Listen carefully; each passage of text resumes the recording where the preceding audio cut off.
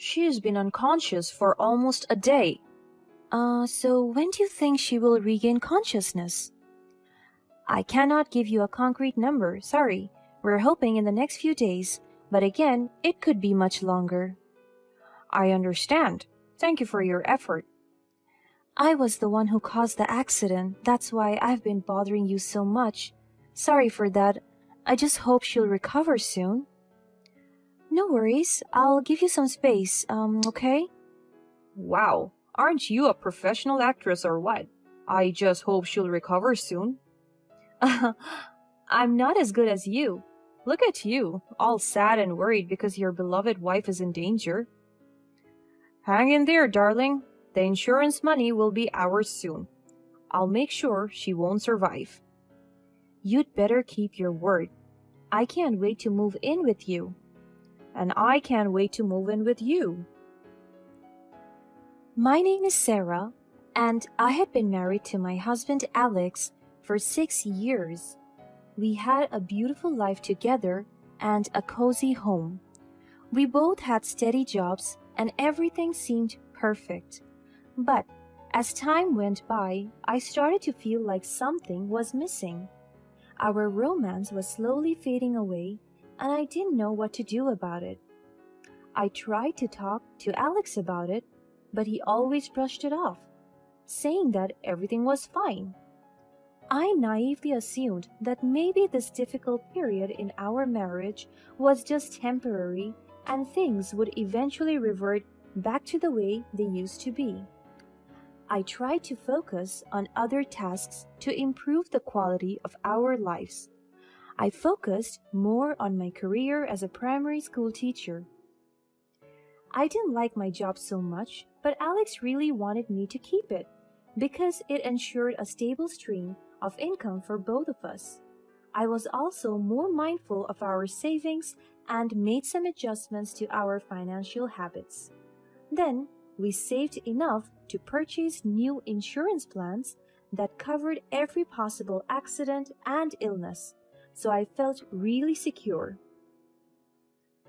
I was at peace, knowing that no matter what happened, we were covered. But little did I know that life had other plans for me. One day, I was about to have a coffee date with my brother Hans to catch up on our lives.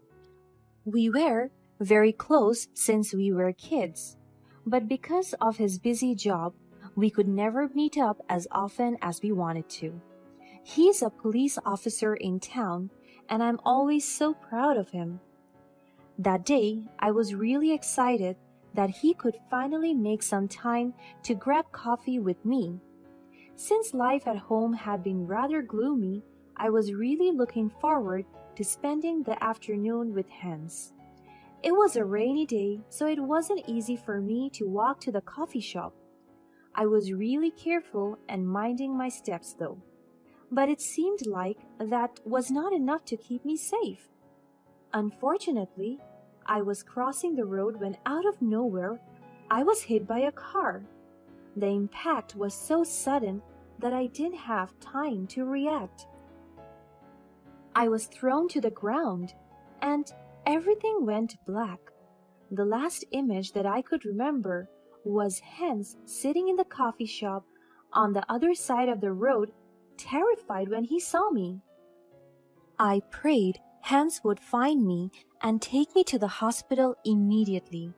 The rest was a blur. When I regained consciousness, everything hurt. I could feel a sharp pain in my head, and my body felt like it had fallen to the ground from a great height. But I could feel the comfortable pillow and the soft bedsheet under me. I could hear the beeping sound of the ventilator. I knew I was taken to the hospital and that I was safe. I was going to open my eyes when I heard my husband's voice together with two strangers in the room. Something told me to pretend to be unconscious and eavesdrop on them. She's been unconscious for almost a day now. So when do you think she will regain consciousness? I cannot give you a concrete number, sorry. We're hoping in the next few days, but again, it could be much longer. I understand. Thank you for your effort. I was the one who caused the accident. That's why I've been bothering you so much. Sorry for that. I just hope she'll recover soon. No worries. I'll give you some space, okay?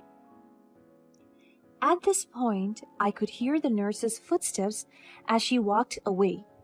I really wanted to open my eyes and tell my husband how happy I am that he was here for me. But I don't know why. I had a very bad feeling about the woman whose voice I could hear from across the room. Maybe it was because she was the driver who hit me, or maybe there was just something in her voice that told me she was not genuine. And just as I suspected, both of them showed their real intentions as soon as they were left alone. Wow, aren't you a professional actress or what? I just hope she'll recover soon. I'm not as good as you. Look at you, all sad and worried because your beloved wife is in danger. Hang in there, darling. The insurance money will be ours soon. I'll make sure she won't survive. You'd better keep your word. I can't wait to move in with you. And I can't wait to move in with you. I was shocked to the core as I lied there and listened to their cruel laughter. It seemed like the physical pain that I felt was nothing to the pain that my dearest husband was causing. I tried to hold back the tears and the pain so I could piece things together and figure out what was happening. The accident was intentional. My husband wanted to fatally injure me so that he could take the insurance money. The person who hit me was actually his mistress, who planned to move in with him right after he got rid of me. I couldn't believe what I was hearing. The man I had loved and trusted had betrayed me in the worst possible way. The worst part was that I didn't know what my husband was planning to do to keep his word. He said that I wouldn't survive. So what did he mean by that? I was devastated and terrified at the same time. I understood that I needed to act. I pretended to be unconscious until my brother was in the room alone with me. Unfortunately, my husband never left me alone with my brother. When Hans came to visit, my husband was always there, making sure that he never spoke to me alone. It was frustrating and I felt trapped.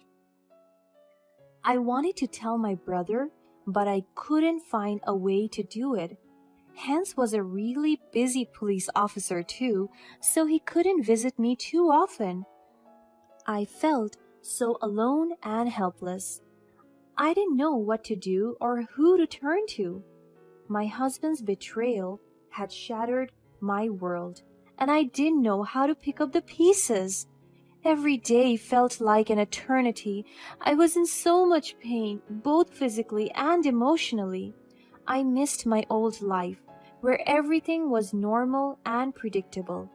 I longed to be with my family, but my husband's presence made it impossible. It was a nightmare that I couldn't wake up from. The worst part was that my husband's mistress, Amber, would hover around my bed and say the most horrible things. God, Sarah, why did you have to survive that day?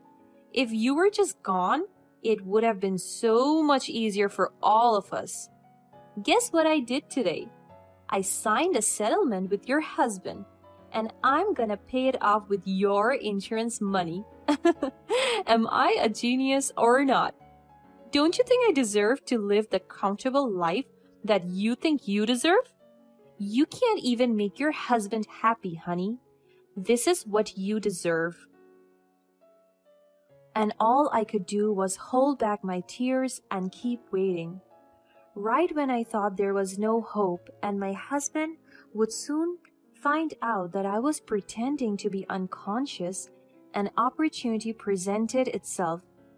That night, the nurse was checking up on me right when my husband was going to the bathroom. As soon as I heard his footsteps getting further and further away, I immediately opened my eyes. The nurse was completely startled. She was speechless for a minute. I looked straight into her eyes and mustered all of the strength I had in my body. I tried to speak, but my throat was dry, and my voice came out as a hoarse whisper. The nurse saw that and ran to my side just so she could hear me better. "Please, call my brother immediately. I'm in danger. Call my brother, hence. Call him, please." I knew this was my only chance to tell the truth and get the help I needed. I saw the look of horror on the nurse's face as she took out her phone and her notes to dial my brother's number. I felt a glimmer of hope for the first time in weeks. But my hope was short-lived. Just when the nurse was so close to hitting call, my husband came back. She stopped the call immediately, and I pretended to be unconscious again. The nurse seemed to understand that something was wrong, so she didn't say anything to my husband either. She apologized to him for having used her phone while she was on the job. Alex didn't suspect anything, thank God. I could hear the nurse's footsteps as she walked away once again. All I could do at that point was to pray that she was calling my brother in the hall, but it seemed like I had bigger problems to deal with. A few minutes later, my husband revealed his true intentions. I heard some clanking on my side, where all the machines, including my ventilator, were. I was once again terrified. He wanted to turn off my breathing support system to harm me? I finally opened my eyes, and I looked at him. He had a sinister look on his face, and I knew that he wasn't joking. I tried to scream, but I just couldn't. My throat had been severely injured. Then he said the most terrifying, disgusting thing. "I have been tired of you for such a long time, honey. It's time for you to go." Just when I thought there was no hope left, I heard a voice screaming from the hall, "Help! Help! He's trying to hurt her!" Luckily, the nurse felt that something was off, so she stayed at my door and witnessed everything. She was terrified and she ran inside and stopped Alex from touching my ventilator. My husband immediately denied everything and tried to run away. The nurse hung onto his arms when several other nurses had gathered outside, looking worried. He kept denying having hurt me while trying to get away. "No, let go of me. Let me go. I did nothing wrong. I didn't even touch her yet." He managed to push the nurse aside and sprint. My heart was pounding in my chest as I tried to sit up in the hospital bed, replaying the events over and over. I couldn't believe how close I had come to death. The realization hit me like a ton of bricks, and I felt a surge of emotions flood over me.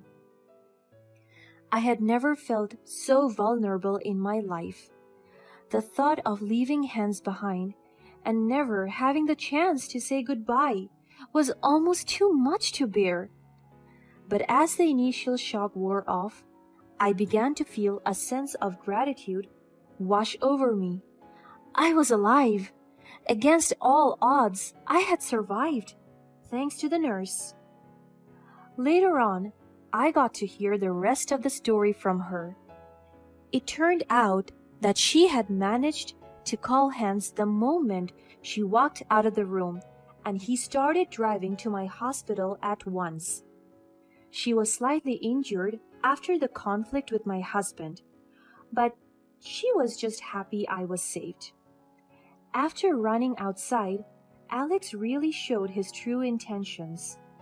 He bumped into my brother on the way out and was immediately caught by Hans. The two got into a scuffle, and my brother ended up taking him to the police.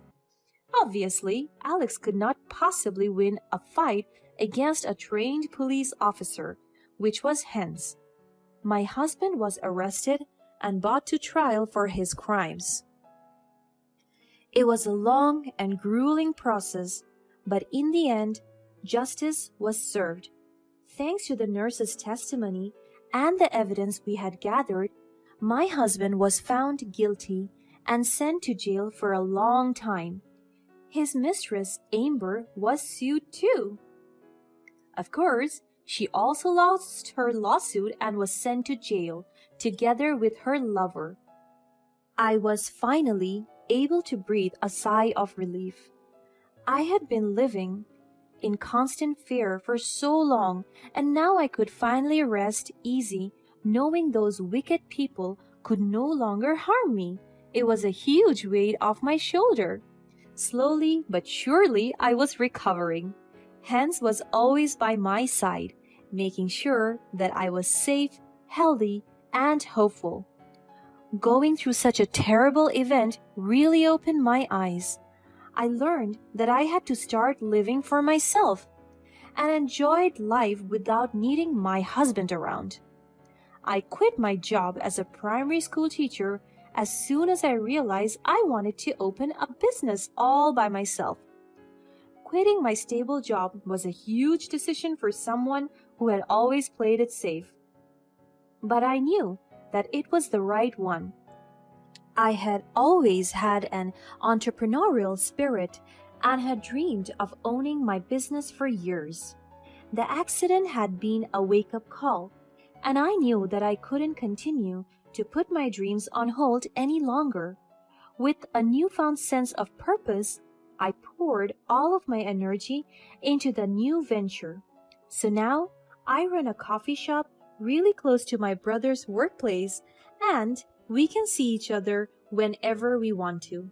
I'm happier than ever.